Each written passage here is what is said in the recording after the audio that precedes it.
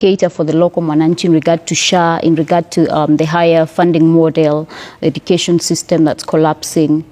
Yes. Is Kenya Kwanza still tenable?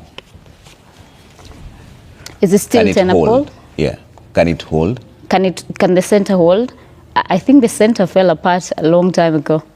I don't think it's working anymore. But like I've said, because we're in a democracy and we voted for this government, we have to wait until 2027, then Kenyans can decide whether they want to give us a different government or we will continue with this government. Okay. What are the people telling you from Kirinyaga? The ground. Yes. I think there's a shift, like I've said, in Mount Kenya region. Kirinyaga, the people feel that this government has let them down, you know. We were there campaigning with the president and the former deputy president. We promised them many things. We promised them water, roads, you know, even basic water from the dam that we launched that had been done by the previous president has not been done. So even the basic things, there's a road that was recently launched by the president late last year. And then immediately after it was launched, the contractor the following day just followed the president, you know. So I think people can see, it is not even a matter of telling them anymore. They can see the actions do not match the words that, you know, the sweet words that we told them during the campaign period. So my people feel that they have been cheated by this government, they've been lied to by this government, they feel they have been shortchanged, and what they thought they were getting is not what they're getting. So you lied to them because you're part of this government? I lied to my people? No, you lied to them as a whole team, because I didn't you said that the sweet words you gave them is not what they're seeing in return. I'm just taking collective responsibility. In my personal capacity, I didn't promise that I will do, or rather I will act in the capacity of the presidency. In regard to my mandate as a county member of parliament, I believe that I have done my level best, and the feedback from them, from the polls that we have seen, is that I am the leading woman member of parliament in Kenya. No, I didn't mean you, I meant the administration. Collectively, yes. I said I have taken collective responsibility. Okay. Buluma, what is your assessment of the state of politics today? First of all, thank you for having me, Trevor. Happy New Year to you and our viewers. I think my own assessment is that we are not far from what we are used to, only that we are worse than what we are used to. I say this with a lot of sadness, because Trevor was on the campaign trail, and at some point I was actually in Azimio, then I was persuaded to buy into the Kenya Kwanza narrative, which I bought into wholeheartedly. But I felt like at some point we started on a wrong footing, because we started on the platform of lies.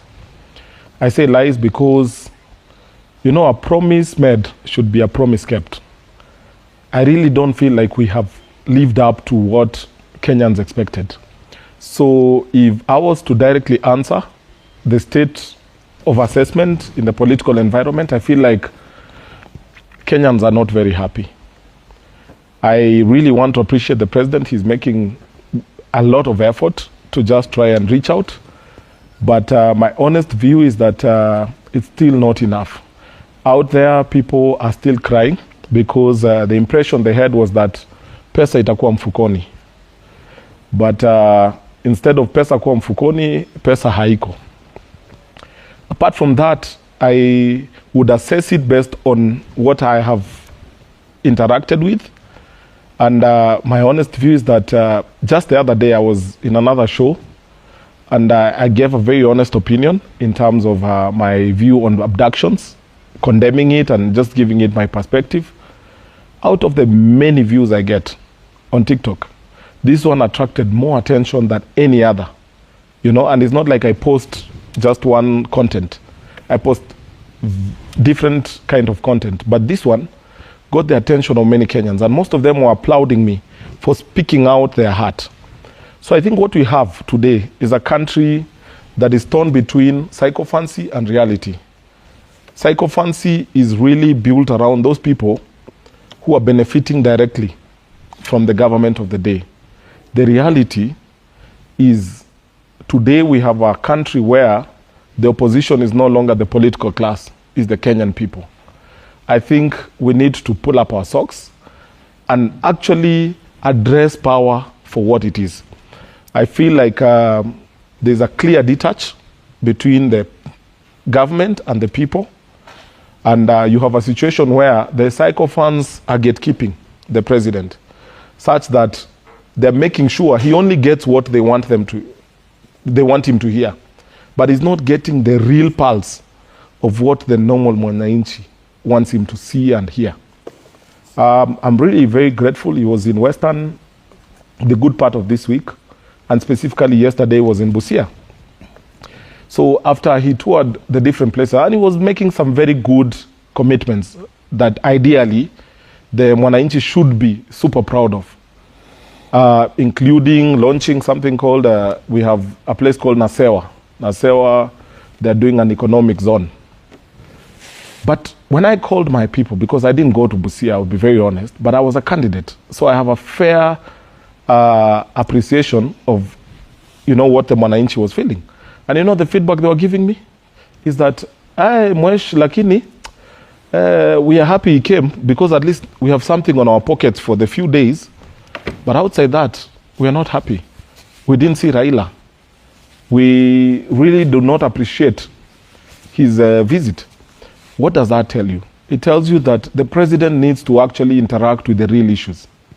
He needs to do what he was doing when he was campaigning. Have like a direct dialogue between him and wananchi. You remember when he was campaigning, at some point he would even interject during the, I don't know what we were calling them, but there was an opportunity for him to interact with Mama Mboga and actually ask them questions. He would stop him to boda boda and say, so you're saying if I do this, the government does this, this and this would adjust. That is no longer happening. He's listening more to the so-called sycophants who are completely misleading him and taking him far away from where the mwananchi is. I'm sorry to be brutally honest, but I feel like the platforms we're getting right now are platforms for us to actually speak to power, but most importantly, speak what the mwananchi wants us to say. Okay. Maliba, what is your assessment of the state of politics today? Trevor, it's also important because I've appeared on this platform a lot of times wearing the UDA hat.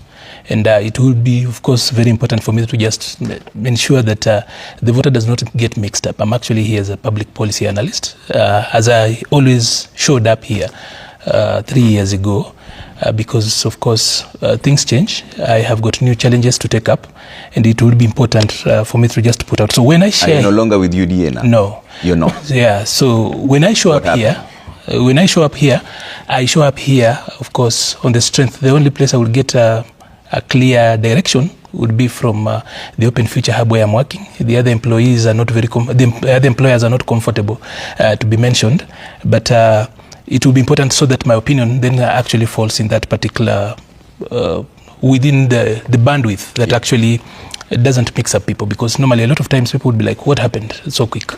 Yeah, that is actually, before you're the one who started clarifying, so let's make it clear. It's so 2 years. Left UDA. It's 2 years. Okay. Worked hard. There are a few other things to change. I'm also running for a political seat. I have to align. There's so much to work out.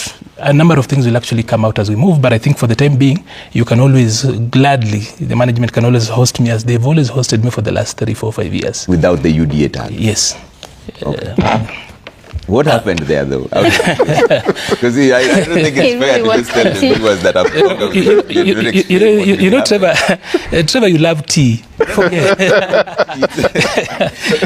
Because our viewers have been with us all this time. You love tea, but don't worry, you have always hosted me here, and I've always been here out of the content of what I bring rather than the tags I wear over time. So that shouldn't be so much of an issue here. But then, of course, people grow. There is always character development.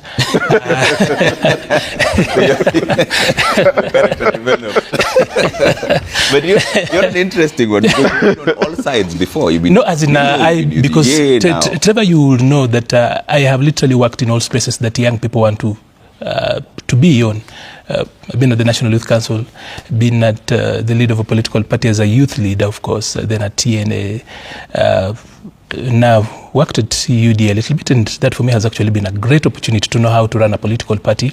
My experiences, those are opportunities you don't get easily, because and those opportunities actually build you to become a better manager of public affairs.